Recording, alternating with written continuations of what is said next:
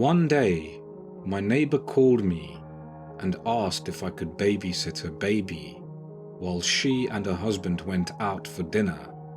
She told me she needed me from 6 p.m. till midnight, and I agreed.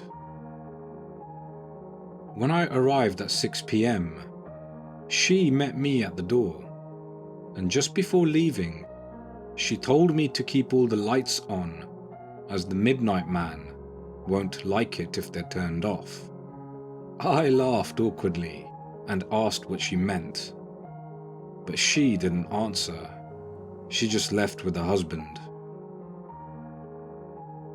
I thought I was here to babysit a baby, but there was no baby anywhere in sight. I checked around in all the bedrooms and nothing. Instead, I was left with some creepy warning about a midnight man. The air smelled stale, almost as if the house hadn't been lived in for a long time. I theorized she probably wanted me to house sit, so I sat in the living room and turned the TV on, watching random programs to pass the time. After a while, I decided to turn off one of the lights, a habit that I have for wanting mood lighting at home. Suddenly, I heard a noise from the kitchen. When I went to investigate, I saw that all the cupboards were open. The fridge was wide open too. Everything had been closed when I first arrived. I was sure of it. I told myself maybe I really should keep the lights on. As I switched the kitchen light back on, something tall moved in the corner of my vision. But when I looked properly, there was nothing there. I returned back to the living room and noticed the TV was off as well. I knew for certain that I didn't turn it off, but I sat down and turned it on again. That was when the house phone rang.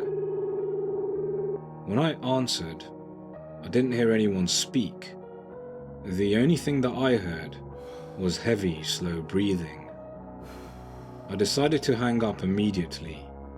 By around 8 p.m., I was trying to distract myself with TV again, but then suddenly, the image on screen froze.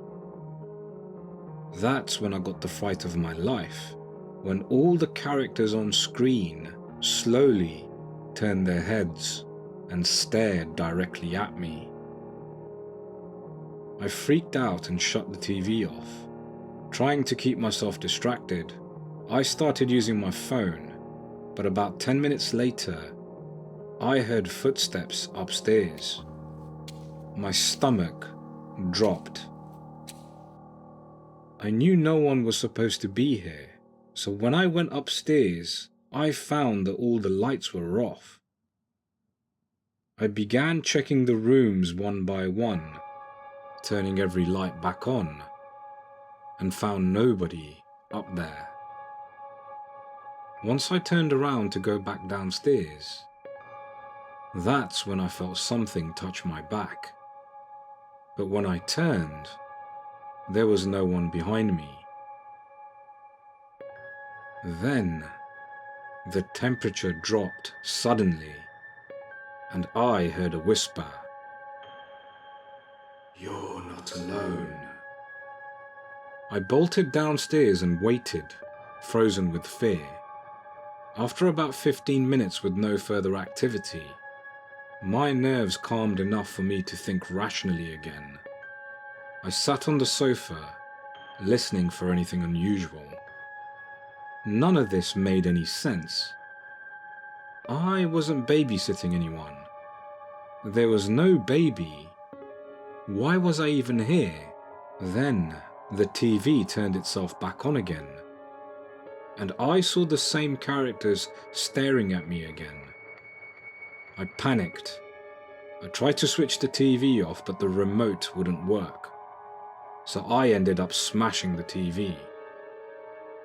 That was it. I decided that I needed to leave this house immediately.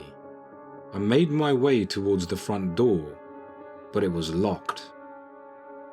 I searched for the keys, feeling frustrated and scared. That was when the entire house went dark. Terrified, I pulled out my phone and turned the torch on. The beam flickered and then shut off. Heavy breathing filled the darkness. I fumbled with my phone, tapping it desperately until the torch finally lit again. Then the breathing stopped. By now it was 11 p.m. One more hour.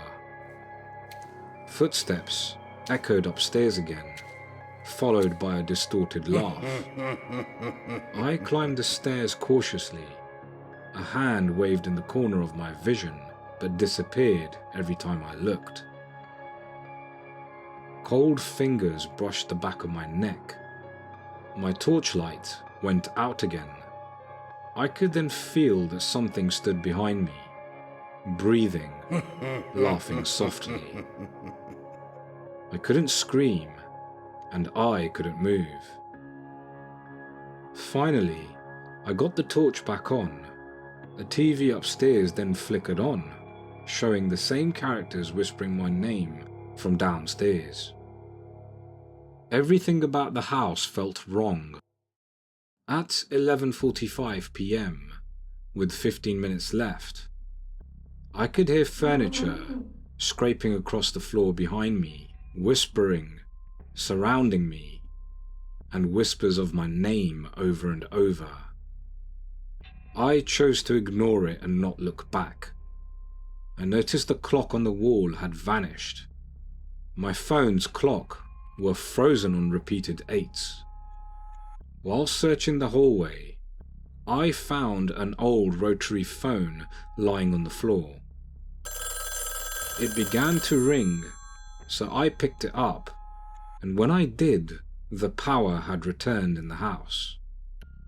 Lights flicked on everywhere. Everything started to look normal again. That's when the clock on my phone was showing me 12 a.m. I was relieved, but the next sound I heard made me even more happier. It was the front door. My neighbor stood there, smiling at me.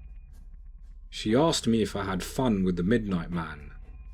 I was too shaken to respond. She handed me my money and told me to leave before it decided to follow me. I was confused with this statement, but I was not willing to stay another second longer. I decided to run home. Later that night, I got a message from an unknown number. The message read, "You should never have come here. It might have followed you home." What unsettled me more was the fact that my neighbor's contact was already stored in my phone, but this wasn't her number. It was an unknown number. I panicked and called the police, telling them I suspected intruders at the address. When they arrived, I waited anxiously outside, and after what seemed like 30 minutes, they came back out and told me the house was completely empty.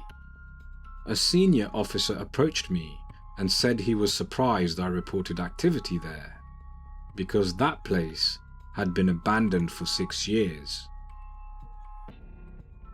I told him a woman and a husband lived there, and I even saw them with my eyes.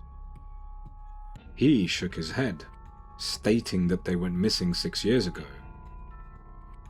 The officers left shortly after.